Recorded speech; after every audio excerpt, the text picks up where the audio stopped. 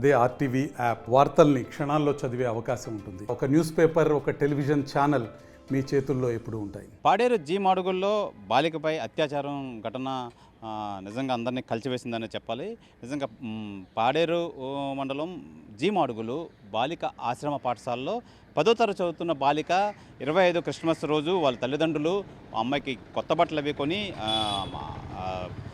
పాఠశాలలో విడిచిపెట్టిన గంట సమయానికే ఒక ముగ్గురు వ్యక్తులు అయితే ఆ అమ్మాయిని ఆటోలో తీసుకెళ్లి లైంగిక వేధించడం అయితే జరిగింది. అయితే దీనిపై తల్లిదండ్రులు తెలియగానే తల్లిదండ్రులు వచ్చి పాఠశాలలో అయితే ఫిర్యాదు చేస్తే పాఠశాలకు ఆ అమ్మాయి రాలేదు అని చెప్పి తెలియడంతో మొత్తం వాళ్ళు పోలీసులకైతే కంప్లైంట్ చేయడం అయితే జరిగింది. అయితే ఈ అమ్మాయి ఆ జీమాడుగులు పరిసర ప్రాంతంలో ఒక విలేజ్లో అయితే ఒక ముగ్గురు వ్యక్తులు అయితే అమ్మాయిని లైంగిక వేధింపులు చేస్తుండగా అయితే పోలీసులు అయితే పట్టుకొని వాళ్ళని అదుపులోకి అయితే తీసుకున్నారు. అయితే ఈ విషయం బయటపడడంతో కలెక్టర్ దినేష్ కుమార్ ఎవరైతే ఉన్నారో ఇమీడియట్గా ఆదేశాలు అయితే జారీ చేశారు. పీఓ మొత్తం అక్కడికి వచ్చి మొత్తం అంతా పరిశీలించి ఈ సిఐతో మొత్తం ఆ ముగ్గురు వ్యక్తుల్ని మీద బాలికపై అత్యాచారం చేసిన ముగ్గురు వ్యక్తుల మీద అయితే పోక్సో చట్టం అయితే పెట్టి ఇమీడియట్గా వాళ్ళని అయితే కేజీహెచ్ అయితే వైద్య పరీక్షలు అయితే చేసి రిమాండ్కి అయితే తరలించడం అయితే జరిగింది. ప్రధానంగా ఈ బాలిక అయితే మైనర్ బాలిక మీద అందులో ఈ వ్యక్తులు ముగ్గురు ఈ విధంగా లైంగికంగా అత్యాచారం చేయడం అనేది పెద్ద కలకలం అయితే రేపింది. అయితే పాడేరులో అయితే ఇది 3వసారి పోక్సో చట్టం అమలు చేయడం. అయితే పోక్సో చట్టం అమలు చేస్తే ప్రధానంగా వాళ్ళకి 20 సంవత్సరాల జైలు శిక్ష అయితే పడుతుందని చెప్పి పీఓ అయితే తెలియజేశారు. అయితే ప్రాజెక్ట్ ఆఫీసర్ తెలియజేయడం ప్లస్ ఎవరికైనా ఈ ఉద్దేశాలు ఉంటే మానుకోండి, దయచేసి ఈ పోక్సో చట్టంలో 20 సంవత్సరాలు జైలు శిక్ష పడితే మొత్తం వాళ్ళ జీవితం అయితే నాశనం అవుతుంది. అలాగే ఇవి ఈ దుశ్చర్యకి పాల్పడితే మట్టుకు నిజంగా వాళ్ళ జీవితం పాడవుద్ది. అలాగే ప్రధానంగా చూసుకోవచ్చు, ఇది 3వ కేసు మేమే నమోదు చేశాము. అయితే ఎట్టి పరిస్థితుల్లోని ఈ బాలికల విషయంలో కానీ ఏ విషయంలో కానీ ఈ విధంగా చర్యలు చేయడం అనేది తగదు అని చెప్పి ప్రాజెక్ట్ డైరెక్టర్ అయితే తెలియజేశారు. ఏదేమైనా ఈ బాలిక అయితే ప్రధానంగా వీళ్ళు తల్లిదండ్రులు అయితే వాళ్ళ ఆధీనంలో అయితే తీసుకున్నారు. తల్లిదండ్రులు ఈ పాఠశాలకు అప్పచెప్పినప్పుడు దయచేసి మీరు వదిలేసి వెళ్ళిపోకుండా పాఠశాల యాజమాన్యానికైతే పిల్లల్ని అప్పచెప్పండి. మగవాళ్ళైనా ఆడపిల్లైనా మగపిల్లవాడైనా ఇమీడియట్గా స్కూల్ యాజమాన్యానికి చెప్పి మీరు వెళ్ళాలి, అంతేగాని అక్కడ వదిలేసి వెళ్ళొద్దని చెప్పి పీఓ అయితే సూచించారు. ఏదేమైనా ఒక బాలిక మీద నిజంగా ముగ్గురు వ్యక్తులు అత్యాచారం చేయడం అనేది చాలా అమానుషంగా భావిస్తున్నారు. పాడేరులో నిజంగా ఏజెన్సీ ప్రాంతంలో ఇది తరచుగా జరుగుతుంది.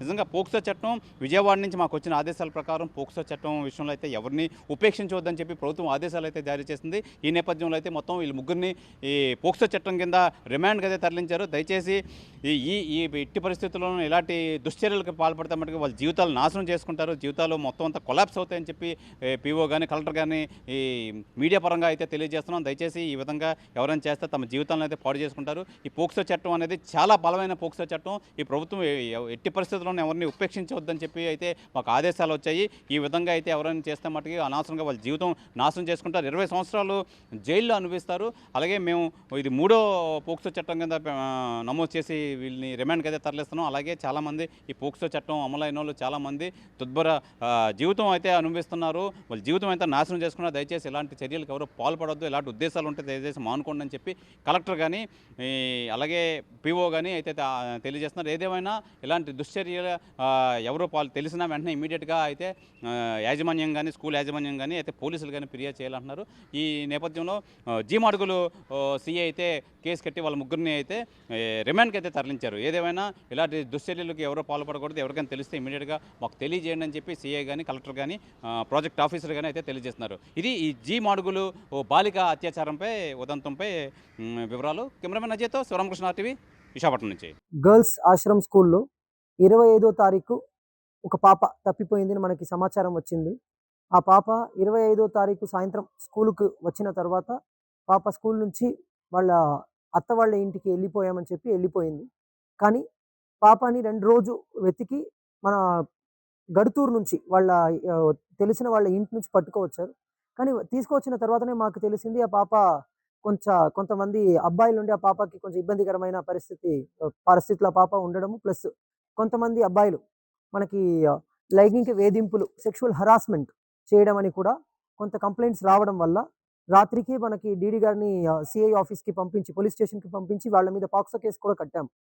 మళ్ళీ మేము చెప్తున్నాము, ఈఎంఆర్ స్కూల్‌లో కూడా పాడేరులో మనం ఇదే జరిగింది. వాళ్ళు పాక్సో కేస్ కట్టాము. వాళ్ళు సెంట్రల్ జైల్‌లో ఉన్నారు. పాత్రికేయ మిత్రుల ద్వారా నా విజ్ఞప్తి ఏంటంటే, దయచేసి ఎవరికైనా ఇలాంటి ఉద్దేశాలు ఉంటే మానేయాలి. లేకపోతే పాక్సో చట్టం గురించి దయచేసి తెలుసుకోవాలి. పాక్సో చట్టంలో బుక్ అయిపోతే 20 సంవత్సరాలు రిగరస్ ఇంప్రిజన్‌మెంట్. మీరు లోపలికెళ్తే సర్వనాశనం అయిపోతారు. చట్టం చాలా, చాలా, చాలా స్ట్రిక్ట్‌గా ఉంటుంది. ఎవరిని చట్టం వదిలిపెట్టదు. ఇలాంటి తప్పులని మళ్ళీ చెయ్యకూడదు. చేసే ఆలోచనే రాకూడదు. ఈ ఆలోచనే చాలా కిరాతకమైన వ్యక్తులకు మాత్రమే ఇలాంటి ఆలోచనలు వస్తాయి. ఖచ్చితంగా ప్రభుత్వం మాకు ఈరోజు విజయవాడ నుంచి కూడా ఆదేశాలు ఇవ్వడం జరిగింది. ఎవరిని ఖచ్చితంగా వదిలిపెట్టము. ఇలాంటి తప్పులు చెయ్యాలనే ఆలోచన ఉన్నవాళ్ళు దయచేసి ఆలోచనల్ని మానేయండి. లేకపోతే పాక్సో చట్టం గురించి తెలుసుకోండి. నేను ముందు కూడా మీడియాలో చెప్పడం జరిగింది. 20 సంవత్సరాల రిగోరస్ ఇంప్రిజన్‌మెంట్. 20 సంవత్సరాలు లోపలికెళ్ళిపోతే మీకు ఏమీ లేదు. ఖచ్చితంగా అది క ఏ ఏ ఏ ఎలాంటి తప్పైనా మీకు ఆలోచన ఉంటే మానేయండి. లేకపోతే మేము పాక్సో కేస్ బుక్ చేస్తాము. ముగ్గురు అబ్బాయిల మీద కూడా పాక్సో కేస్ బుక్ చేయడం జరిగింది. పాడేరులో జరిగిన ఘటనలో కూడా పాక్సో కేస్ బుక్ చేయడం జరిగింది. సెంట్రల్ జైల్‌లో ఉన్నారు. ఈ ముగ్గురు మీద మేము ఆల్రెడీ పాక్సో కేస్ నమోదు చేయించాము. పోలీస్‌తో కూడా మాట్లాడడం జరిగింది. వీళ్ళ ముగ్గురు కూడా ఖచ్చితంగా లోపలే వెళ్తారు. ఇలాంటి ఆలోచనలు ఎవరికైనా ఉంటే దయచేసి మానేయండి. ఇంకొక తల్లిదండ్రులు కూడా ఒక విజ్ఞప్తి. కొంచెం ఇంటికి తీసుకెళ్ళి ఇంట్లో నుంచి మళ్ళీ దిగపెట్టేటప్పుడు ఒకసారి లోపలికొచ్చి మా వార్డెన్ దగ్గర, టీచర్ దగ్గర అప్పజెప్పి వెళ్ళిపోండి. ఎందుకంటే మన క్యాంపస్ పెద్దగా ఉన్నప్పుడు ఎక్కడో నుంచి స్లైడ్ చిన్న గ్యాప్‌లో వెళ్ళిపోయినా కూడా మనకు తెలియట్లేదు అని టీచర్స్ చెప్తున్నారు. అది మాత్రం కాకుండా ఎక్కడా కూడా నేను ఇప్పుడే మన ట్రైబల్ ఆఫ్ ఎడ్యుకేషన్ విభాగానికి ఆదేశాలు ఇవ్వడం జరిగినది. మనకి ఇప్పుడు ఇదే స్కూల్‌లో నేను ఒకసారి రోడ్‌లో ఎళ్తున్నప్పుడు ఆ గేట్‌లో గ్యాప్ మనకి ఇనుపు ఐరన్ డోర్ కాబట్టి ఆ గ్యాప్ నుంచి కొంతమంది లోపల అబ్బాయిలు చూస్తున్నారనే ఉద్దేశం నేను గమనించి ఈ గేట్‌ని మేము మూసాం. ఈ పెద్ద స్టెయిన్‌లెస్ స్టీల్ ఇది పెట్టి బ్యాక్ సైడ్ నుంచి మూసాం.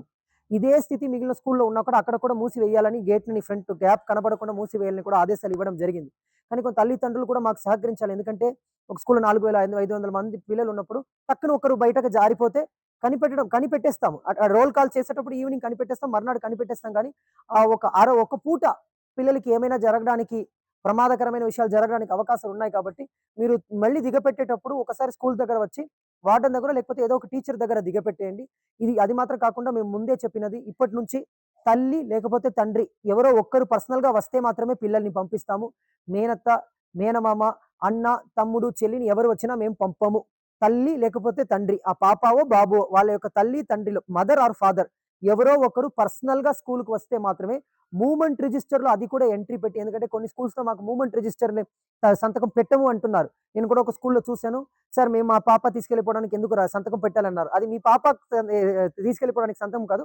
మాకు ఒక రిజిస్టర్ స్కూల్ లోపల పాప వచ్చింది. స్కూల్ నుంచి పాప వెళ్ళింది అని ఒక రిజిస్టర్ మాకు మూవ్‌మెంట్ రిజిస్టర్ మెయింటైన్ చేయాలి కాబట్టి తల్లియో, తండ్రియో స్వయంగా వచ్చి ఆ వార్డెనో, హెచ్ఎమో అక్కడ ఉన్న డ్యూటీ టీచర్ దగ్గరైనా మీరు మూవ్‌మెంట్ రిజిస్టర్‌లో సంతకం పెట్టిన తర్వాత మాత్రమే ఇస్తాము. మేడం ఈ సర్క్యులర్ ఇష్యూ చేయాలి. తల్లి, తండ్రి తప్ప ఎవరు వచ్చినా మేము పిల్లల్ని ఖచ్చితంగా బయటకు వదిలిపెట్టము.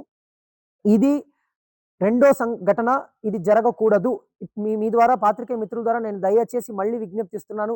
ఎవరికైనా ఇలాంటి దురాలోచనలు ఉంటే, స్కూల్ పిల్లలతో ఇలాంటి ఆలోచనలు ఉంటే దయచేసి గమనించండి. పాక్సో చట్టం భారతదేశంలో అమల్లో ఉంది. పార్లమెంట్ రాసిన చట్టం కింద మిమ్మల్ని మేము అరెస్ట్ చేస్తే 20 సంవత్సరాల రిగరస్ ఇంప్రిజన్‌మెంట్. రిగరస్ అంటే మామూలు జైల్‌లో ఉండడం కాదు. కఠిన శిక్ష. హ్మ్. చాలా మరి ఒక లైఫ్ మీరు 20 ఇప్పుడు అరెస్ట్ చేసిన అబ్బాయికి 20 ఏళ్ళు ఉంటదా? తన లైఫే పోయింది. 20 సంవత్సరాల సెంట్రల్ జైల్‌లో కూర్చోవాల్సిన అవసరం వస్తది. కఠినమైన చట్టం. ఆ చట్టాన్ని మేము అమలు చేస్తున్నాం. ఇది మూడో కేసు మేము స్వయంగా బుక్ చేస్తున్నాం. ఎవ్వరిని వదిలిపెట్టము. ఆలోచన ఉంటే మానేయండి. తల్లిదండ్రులకు కూడా ఒక విజ్ఞప్తి. పిల్లలు ఎక్కడికెళ్తున్నారో ఒక్కసారి మనం కూడా ఒక కన్నేసి చూడాలి. టీచర్స్ చూస్తారు. కానీ బయటకు మేము పంపించేటప్పుడు చాలా భయంకరంగా ఉంటది. సో, మనము ఈ కేస్‌ని ఖచ్చితంగా వదిలిపెట్టము. ఇది నా వ్యవస్థ మీద నమ్మకం అందరం ఉంచాలి. కానీ ఇలాంటి ఆలోచనలు ఉన్నవాళ్ళు మాత్రం మళ్ళీ చెప్తున్నా. మీ ఆలోచన ఉంటే మానేయండి. లేకపోతే సెంట్రల్ జైలుకెళ్ళడానికి సిద్ధంగా ఉండండి. చట్టం కఠినంగా అమలవుతుంది. లెక్కల master, Hindi master, warden, HM ఈ నలుగురు కొట్టారండి. ఈ నలుగురు కొట్టేసి పాపని కొట్టుకొని తీసుకొస్తారండి. కొట్టుకొని తీసుకొచ్చి స్టేషన్‌లో పెట్టారు సార్. పెట్టిన తర్వాత మాకు హ్యాండ్ ఓవర్ చేశారు పాపకి. మాకు హ్యాండ్ ఓవర్ చేస్తే మేము తీసుకెళ్ళి ఆళ్ళ ముగ్గురు మీద కేస్ ఫైల్ చేసాము. కేస్ ఫైల్ చేసిన తర్వాత మాకు టీచర్స్ మీద ఏ రెస్పాండ్ అవ్వలేదన్నమాట. టీచర్స్ మీద కేస్ ఫైల్ చేసి టీచర్స్ ఆ నలుగురిని సస్పెండ్ చేసి అంటే డిటిడబ్ల్యూ మేడము డిటి మేడంని కూడా సరైన చర్యలు తీసుకోవాలని మేము తల్లిదండ్రులుగా మేము అది కోరుతున్నాం సార్. మాకు ఇంత మా న్యాయం కావాలి సార్. మాకు ఏమన్నారంటే మేడం గారు, వార్డెన్ మేడం గారు ఫోన్ చేసి, సార్ మీరు ఎందుకు అలాగవుతున్నారు సార్, మీకు ఏటి కావాలి సార్ చెప్పండి సార్, మా ఎందుకు అలాగవుతున్నారు సార్, నా గురించి ఎందుకు సార్, మీకు ఏటి కావాలి చెప్పండి సార్ అని కూడా ఆ మాట కూడా అన్నారు సార్. మాకు ఏదో డబ్బులు పెట్టి ఏదో చేసేద్దామని. కానీ మేము అలాంటి వాళ్ళం కాదు సార్. మాకు అన్ని రకాలుగా ఇబ్బంది పెట్టారు, చాలా ఇబ్బంది పెట్టారు. నేను ఒక తండ్రిగా ఎంత ఇబ్బంది పడ్డానో నాకు తెలుసు. అంత ఇబ్బంది పడ్డాను నేను. కానీ డీటీ మేడం అసలు ఏకపక్షంగా మాట్లాడింది. అసలు రెస్పాన్సిబిలిటీ లేనిదలా మాట్లాడింది. అది ఒక లేడీయే కదా, వాళ్ళని సరైన చర్యలు తీసుకోవాలని మేము కలెక్టర్ గారిని అందరినీ కోరుకుంటున్నాం సార్. ఇప్పుడు పాపని ఎందుకు కొట్టారు? అదే ఎందుకు కొట్టారన్నది మాకు తెలియట్లేదు సార్. ఎందుకు కొట్టారు పాపని? కొట్టుకొని తీసుకురావాల్సిన అవసరం లేదు. అప్పుడు మా చెల్లి అంది, సార్ మీరు ఎవరు వచ్చినా నేను పంపించాను, మా అన్నయ్య వస్తాడు, మా అన్నయ్య వస్తే నేను పంపిస్తానని మా చెల్లి అంది సార్. మేము విలేకరులు మేము ఇది అది అనుకొని బెదిరించి తీసుకొచ్చారు సార్. అలాగని తీసుకొచ్చారు సార్ వీళ్ళు. అప్పుడు మేము అప్పుడు పోలీసు వాళ్ళతో మేము ఉన్నాం సార్. పోలీసు వాళ్ళు మా పక్కన ఉన్నప్పుడు పోలీసు వాళ్ళు చెప్పారు పాపని తీసుకొచ్చేద్దాం మనం వెళ్ళి అని. పోలీసు వాళ్ళు ఫుల్ భరోసా ఇచ్చారు సార్. పోలీసు వాళ్ళు మనం వెళ్ళి తీసుకొద్దామని చెప్పారు సార్. అంతలోపు వీళ్ళు కొట్టుకొని తీసుకొచ్చేసారు సార్. అది జరిగింది సార్. ఇప్పుడు డీడీ మేడం అయితే ఏకపక్షంగా మాట్లాడింది sir. HM madam, warden madam అయితే మీకు ఏటి కావాలని మాకు 10 సార్లు అడిగారు సార్ ఫోన్ చేసి. మాకు ఏటి కావాలి సార్, మాకు ఏటి కావాలి, మా పాపకి అన్యాయం జరిగింది, మా పాపకి అన్యాయం జరిగినప్పుడు మాకు ఏటి కావాలి సార్. అలా మాట్లాడతారు సార్ వాళ్ళు. 25th నైట్ దించాను సార్ పాపని 4 o'clock దించినప్పుడు పాప నైట్ అన్నం తినేసిన తర్వాత 6 గంటల నుండి పాప కనిపించలేదని వాళ్ళు చెప్పారు. అన్నం తినింది పాప. తర్వాత మేము 26వ తారీఖున మాకు ఇన్ఫార్మ్ చేయలేదండి. 27వ తారీఖున మా మిసెస్ వెళ్ళిందండి. మా మిసెస్ వెళ్ళిన తర్వాత ఇన్ఫార్మ్ చేశారు. మా మిసెస్ వెళ్ళి అడిగిన తర్వాత అప్పుడు నాకు ఇన్ఫార్మ్ చేశారు. మీ పాప ఇలా రాలేదండి, ఇది అది అని చెప్పారు. అప్పుడు నేను ఇలా అడిగాను, మా పాప ఇలాగైందండి ఏంటండి, మాకు ఎవిడెన్స్ ఇవ్వండి అంటే, మీ పాప ఏమైపోయిందో మాకు తెలియదండి అని చెప్పారు సార్. చెప్పినప్పుడు నేను అన్నాను, అదేంటండి మీకు తెలుస్తుంది కదా, సీసీ ఫోటోస్ ఉంది కదా, స్కూల్ మొత్తం కవర్ చేస్తారు కదా, ఆ సీసీ ఫోటోస్ ఒకసారి ఇవ్వండి, మరి చూస్తాం కదా, ఎవరు తీసుకెళ్లారో తెలుస్తుంది కదా సార్, పాప ఉన్నదా చచ్చిపోయిందా కూడా తెలియదు, అసలు ఏమైందో కూడా తెలియదు కదా సార్, సీసీ ఫోటోస్ ఇవ్వండి అని నేను అడిగాను. అడిగినప్పుడు లెక్కల master, Hindi master, warden master, HM master వీళ్ళు ముగ్గురు సమాధానం రేస్గా ఇచ్చారండి. మాకేం తెలుసు, ఇంత ముందు కూడా మీ పాప అలాగ అయిందన్నారు. ఇంత ముందు అలాగ అయినప్పుడు నాకు కంప్లైంట్ ఇవ్వాలి కదా నేను చెప్పాను సార్. చెప్పినప్పుడు సరే మేము 4 గంటలకు తీసుకొస్తామని చెప్పారు సార్. చెప్పినప్పుడు నేను బయటికి వచ్చిన తర్వాత 4 గంటలకి 3:30కి వెళ్ళి అడిగినప్పుడు మీ పాప ఎక్కడ కూడా లేదు, గడుతూరులో మీ మాలు ఉన్నారు, అక్కడ ఫోన్ చేస్తాను అక్కడ లేదని చెప్పారు అని హిందీ మాస్టర్ చెప్పారు సార్. గడుతూరులో లేదని చెప్పిన వాళ్ళు మళ్ళీ గడుతూరులో ఎందుకు ఉంటారు సార్? గడుతూరులోనే ఎందుకు ఉండాలి? హిందీ మాస్టర్ గడుతూరులో లేదని చెప్పి మళ్ళీ గడుతూరులోనే ఉన్నాయని చెప్పారు సార్. అప్పుడు మాకు డౌట్ వచ్చి మేము జీమాలు కానిస్టేబుల్ పట్టుకొని పాడేరు వచ్చామండి. పాడేరులో లేదని చెప్తే గడుతూరులో ఉన్నాయని చెప్పి మళ్ళీ మా చెల్లె ఫోన్ చేసి చెప్పింది, ఇలాగా పాపని 2 మనుషులు తెచ్చి దిగబెట్టేసి వెళ్ళిపోయారని పాపని అని చెప్పారు సార్ మా చెల్లె. అక్కడ నుండి స్టేషన్కి వచ్చి కంప్లైంట్ ఇచ్చేసి స్టేషన్ నుండి మళ్ళీ పాపని హాస్పిటల్కి తీసుకొచ్చి రావడం జరిగింది. జరిగిన తర్వాత టెస్టులు అయిన తర్వాత అప్పుడు మేము కలెక్టర్ దగ్గరికి వెళ్దామని, మాకు తగిన న్యాయం కావాలని మేము కోరుతున్నాం సార్. పాపని మీ చెల్లి వాళ్ళ ఇంటికాడ ఎవరు దించారు? 2 కుర్రోళ్ళు దించారు సార్. ఆ కుర్రోళ్ళు మేడమే చెప్పారు సార్, వార్డెన్ మేడమే చెప్పిందట. వాళ్ళ గదిలో బంధించేసి మీ డాడీకి తెలిసిపోయింది, పాపని చెల్లి వాళ్ళ ఇంటికి దించామని మేడమే చెప్పిందంట సార్. 2 కుర్రోల్ని వార్డెన్ మేడమే చెప్పిందంట సార్, మేడమ్సే చెప్పారు సార్. వాళ్ళు చెప్పినప్పుడు మేడం వెళ్ళి మళ్ళీ కార్ వేసుకొని వెళ్ళి తీసుకొచ్చారు సార్. ఓకే, అది జరిగింది సార్. డీడీ మేడం ఆ రోజు నైట్ 5 గంటలకి స్టేషన్కి వచ్చి ఏకపక్షంగా మాట్లాడింది సార్ పాప విషయంలో. మా దగ్గర ఏం లేదు అన్నారు. మీరు తగినంత న్యాయం తీసుకోవాలని మీ అందరికీ నేను కోరుతున్నాను సార్. మా పాపకి స్కూల్ టీచర్స్ అందరూ మా పాపని తీసుకెళ్ళి ఆటో డ్రైవర్లకు చెప్పి ఎక్కడో రూమ్ దగ్గర పెట్టారు సార్. పెట్టిన తర్వాత మేము అడిగిన తర్వాత మరి ఆటో డ్రైవర్ ఫోన్ నెంబర్లు, ఆటో నెంబర్ కూడా వాళ్ళు టీచర్సే చెప్పారు సార్. టీచర్ చెప్పారంటే చేసిందంటే టీచర్సే కదా సార్. అలాగనేసి మా పాపకి ఆ రూమ్ లో పెట్టడం వాళ్ళే సార్, టీచర్సే. తర్వాత మీ డాడీకి తెలిసిపోయింది, మీ డాడీ వస్తున్నాడు నీకు వెతకడానికి అనేసి మేడమ్సే పలానా గడుతూరుకి మీ అత్త ఉంది కదా అక్కడ తీసుకెళ్తే మీ డాడీకి డౌట్ రాదని టీచర్సే పంపించేశారు ఒక 2 అబ్బాయిల చేత. చేసిందంట టీచర్సే సార్. అక్కడ నుంచి మళ్ళీ మేడమ్స్ ఫోన్ చేసి గడుతూరు కూడా వస్తున్నారు అనుకొని మేడమ్సే వెళ్ళి కార్ వేసుకొని వెళ్ళారు సార్. కార్ వేసుకొని వెళ్ళేసి పాపకి కొట్టుకొని తీసుకొచ్చేసారు సార్. అక్కడ మా అమ్మాయి చెప్పగా నువ్వెవరైతే చెప్పడానికి, నువ్వు చెప్పావంటే నీకు కేసు పెడతానని కూడా బెదిరించారట సార్. మా పాపకి ఇంత చేయడము కారణము టీచర్స్ సార్. అందుకే వాళ్ళకి తగిన చర్యలు తీసుకోవాలని మా తల్లిదండ్రులుగా మేము కోరుకుంటున్నాం సార్. మాకు చెప్పలేదు సార్, ఎందుకు తీసుకెళ్లారో తెలియదు సార్. మాకు 2 రోజుల తర్వాత కూడా మాకు తెలియదు సార్. మేము వెళ్ళి కనుక్కోగా కానీ మా పాప లేదని కూడా మాకు చెప్పలేదు సార్. మరిన్ని వీడియోస్ కోసం ఛానల్ ని సబ్స్క్రైబ్ చేయండి. లేటెస్ట్ అప్డేట్స్ కోసం వాట్సాప్ ఛానల్ ని ఫాలో అవ్వండి. ఆ లింక్ డిస్క్రిప్షన్ లో ఉంది.